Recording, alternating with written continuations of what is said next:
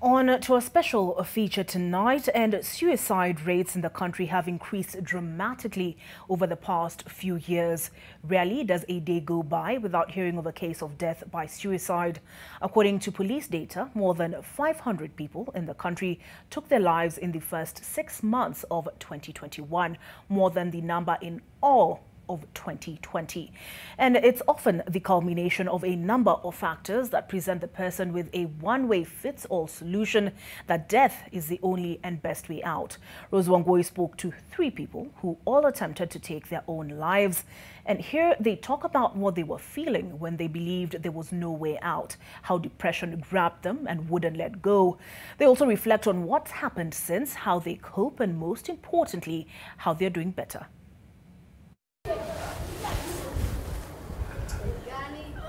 My name is Sandra Khisa. I am an artist and a mental health advocate. I am 27 years old. When I was born, I used to suffer from anxiety attacks when I was very young. I was affected by the post-election violence, and it affected me in a way that I didn't get therapy after that. So when I went to high school, I developed full depression. We used to live close to town, Eldoret town. So whenever there was chaos in town, people would run towards where we used to stay. And I developed PTSD because anytime I saw people running, I would think I would go back to that time during post-election violence. And it also affected the way I related with people, because the people who used to, during post-election violence, it was neighbor turning against neighbor. So I lost trust in people. I didn't know who was safe to open up to.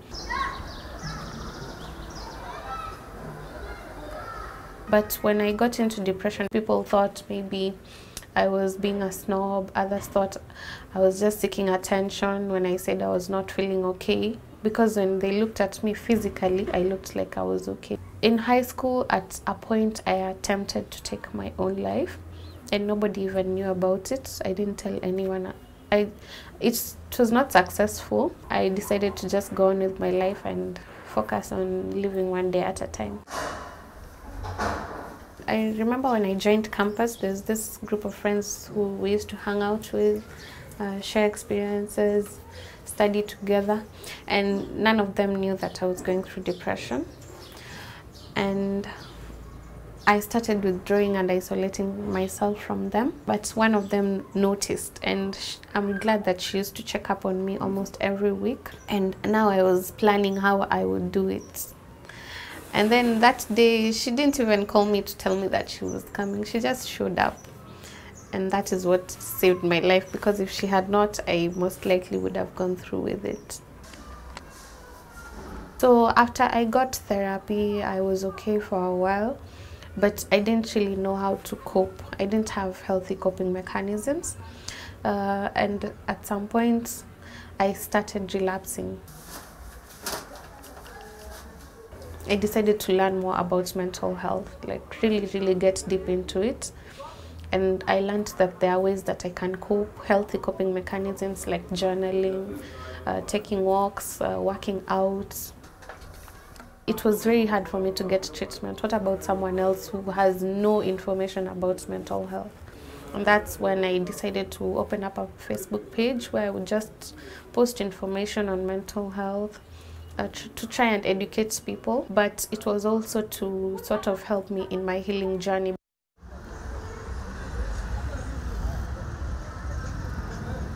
My name is Julian Onyango, and I have attempted suicide 3 times in my life. First in 2010, another one in 2013, and the last one very lately, 2018 to be precise. I realized that I have a problem, and I'm on a journey to work on things that put me there.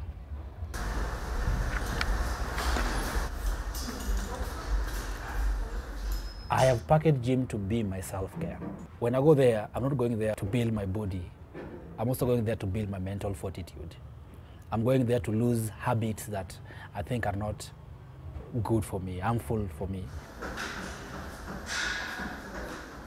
I was raised in a very toxic family. My father was a serious alcoholic, and that prompted my mother to leave us at some point. Growing up, I've been a young man full of hate, full of pain, full of anger, distorted moods, and most of the time, for me to fit in, or for me to be happy, for me to feel that I belong in the world, I had to drink a lot of alcohol. Now that alcohol was a normal thing in the house where I was raised, and I saw my dad happy while drunk, and I thought probably that what made manhood.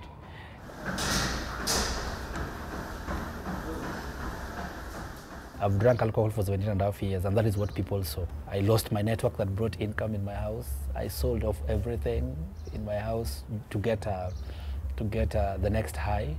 It got to a point when my wife also asked me to leave the house, because now when I came back, children would run away.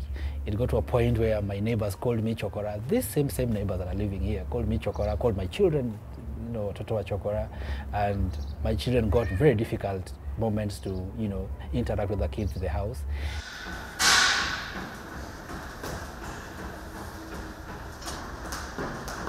Mzee died in 2010 in the arms of this brother of mine. So this brother of mine also died with alcohol-related, you know, problems. He left behind secrets that he never talked about, that was written in his journal. So when I read that journal, that's when now things, you know, went haywire. And drinking after 2014 became worse. I'd been taken to prayer houses in Nairobi, in Dandora, Legio Maria, you know, hoping for, she was a desperate, loving mother. She wanted help for her son. I'm not undermining prayers, no, I'm not. But I'm saying it wasn't a thing for me then. I had to realize I had a problem. 2019, I had two choices, die or fight back. I had an alcohol problem, and I had a mental problem. I went to see the psychiatrist. First evaluation was done. I spoke my heart out, but it wasn't enough. Then I went for the evaluation. I was diagnosed with bipolar 2. And from there now I started my recovery process, my healing process. I'll go for therapies for my mental health problem, and I'll go for treatment for my liver and my kidney. And now it's been 2 years, 9 months and a few days, and since then I've not touched the bottle. I was going to gym, one, because alcohol had really messed my body. So I wanted, one, to be in shape. My mental focus became very liquid.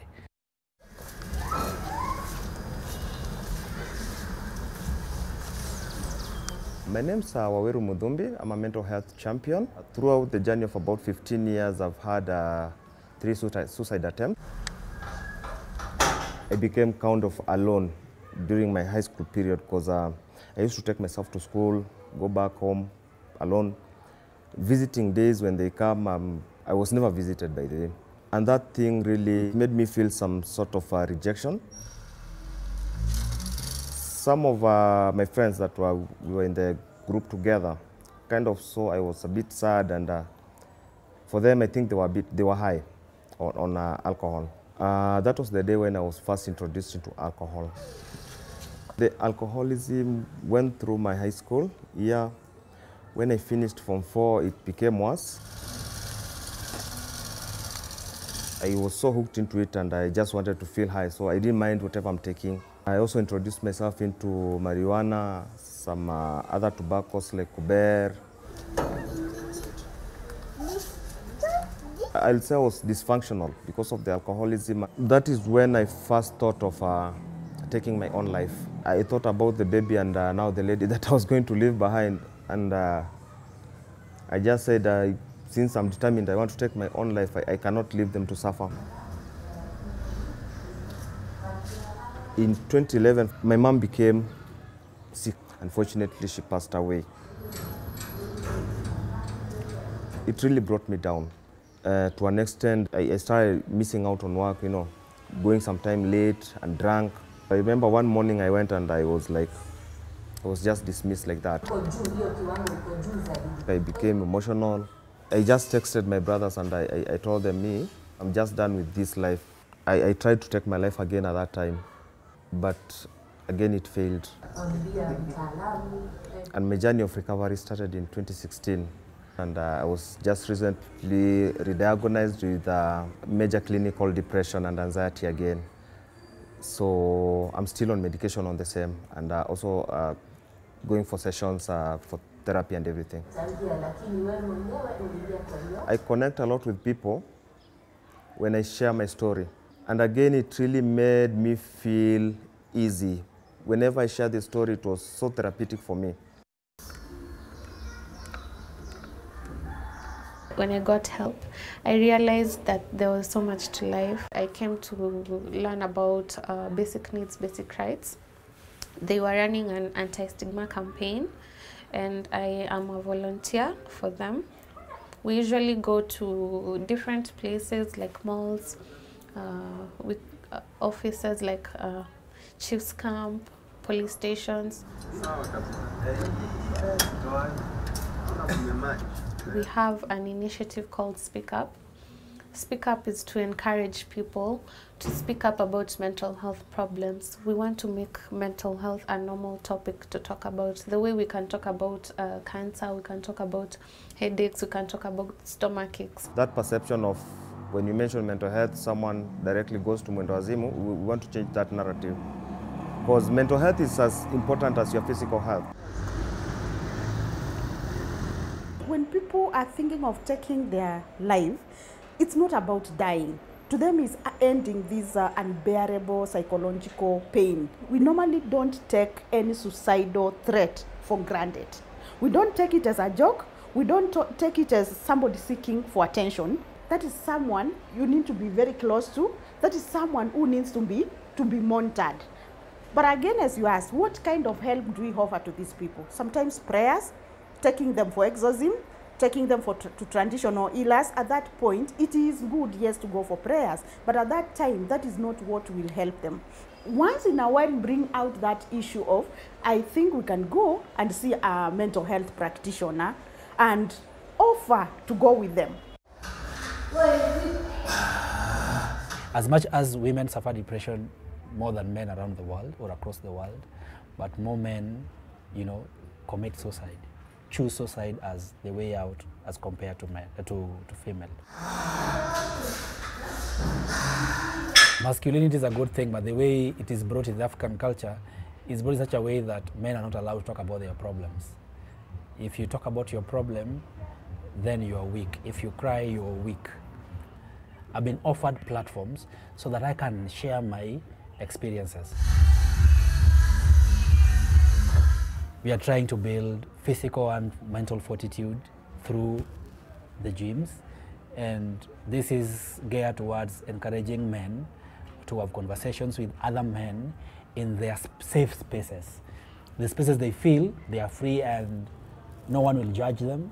The way we bring up our kids is going to determine how they are going to live. So if you're going to make them have that mentality of you have to suppress your emotions, you have to suppress your feelings, that's what they'll end up with when they grow up. Now, when things are going to get, thicker, it's going to blow. The people that we have drinking in these Roysambu dens are very learned people.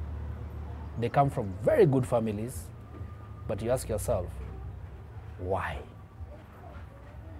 If you get closer to them like I have, and understand them and fit in their shoes like I have, you will notice they're struggling with a lot of mental health problems.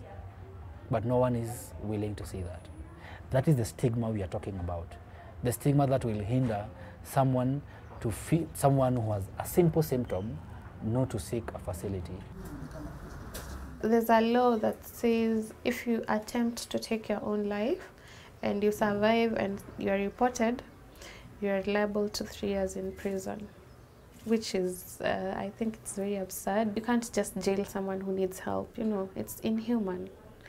Someone who needs therapy, someone who needs care, who needs love, who needs support, When you treat them like a criminal, it makes them feel unwanted. July last year, I think the pressure was too high. I became again suicidal. But this time around, I kind of knew what to do, so I decided to go to Mathare Hospital. I did not get someone to help me. The people that I dealt with at that time were the security guards, and they ended up tying me on a bench for about 3 hours. All I saw were policemen, and I was arrested. I was taken to Muthaiga police station. Eventually I was released, and I went to Chiromo Hospital. And there again is when I was re-diagnosed. But this one now was a severe clinical depression and anxiety. And this time around I was placed on medication. We do have triggers. Anxiety can trigger someone to be very loud because they feel like maybe other people want to harm them. Other people, they don't understand what I'm saying, so I need to raise my voice and become loud. If there is an employee who has been seen, let me say, for example, someone was very neat, from nowhere they are coming to work, they are unkempt, they are working late, they are coming late, their performance is going down, they can't meet their deadlines, from nowhere they have started taking alcohol. Those are pointers. All is not well emotionally. These people need to be assisted on how to seek help. Are we stigmatizing people in workplace when it comes to mental health issues? So it is a high time, the employment sector, that you are going to have this conversation with your employees, with your fellow colleagues on mental health situations. I will urge the employers and the managements that you need to have psychoeducation forums going through in workplace when it comes to mental health issues. And also exposing our employees to mental health assessment, which can be done at a very individual level, very anonymous, but by the end of the day, at the end of this assessment, I can know this is my status when it comes to various common mental health illnesses. We are pushing for workspaces to have safe spaces, like an escape room, where someone can go relax if they're feeling triggered, or a counseling department.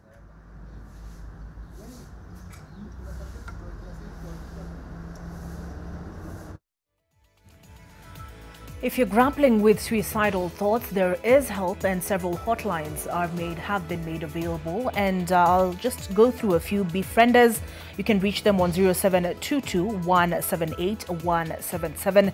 Nisikize 718 227 440. Mental Wellness Kenya 0717 234 621. We take a break. I'll be back.